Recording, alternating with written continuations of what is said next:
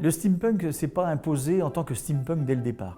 Je savais que je voulais un univers dans un cabinet de curiosité, donc avec, parce que je fonctionne beaucoup par image. Alors du coup j'avais des images d'un meuble richement sculpté, de dorures, d'objets métalliques rutilants, un peu comme les cuivres, le laiton, voilà.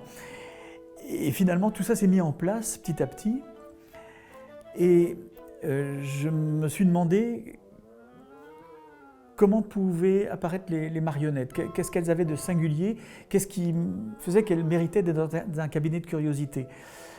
N'importe quel animal n'entre pas dans un cabinet de curiosité, il faut qu'il y ait quelque chose qui suscite l'intérêt. Et comme je n'avais absolument pas envie d'un cabinet de curiosité à l'ancienne, comme ils étaient réellement, avec des animaux naturalisés, des empreintes de pas, voilà, j'avais envie de quelque chose un peu plus poétique, je me suis tourné vers des objets plus précieux. Et j'ai imaginé des personnages qui feraient penser à des automates, des mécaniques de précision, des choses, des joyaux, des bijoux. Et là, on retrouvait complètement l'intérêt de les voir dans un cabinet de curiosité, puisque à la grande époque des cabinets de curiosité, il y avait aussi des sculptures, des objets rares, des objets qui étaient même juste des témoins d'un savoir-faire. Donc je suis parti sur ces animaux, mi-animaux, mi-machines, et je me suis retrouvé, sans le vouloir vraiment, dans un courant proche du steampunk.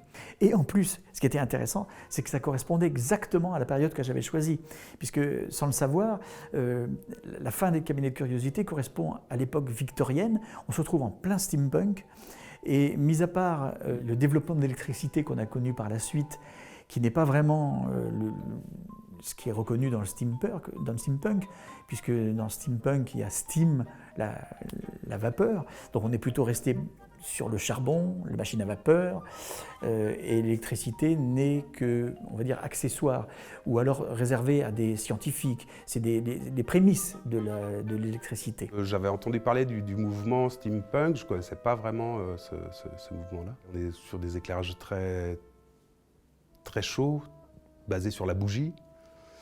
Donc avec une température de couleur en fait, qui s'apparente à une bougie, en fait, qui est à peu près du 1800 degrés Kelvin. En fait, j'ai pu jouer sur l'intensité de la lumière pour jouer justement avec, varier un peu cette chaleur et essayer de se rapprocher en fait d'une époque, quoi.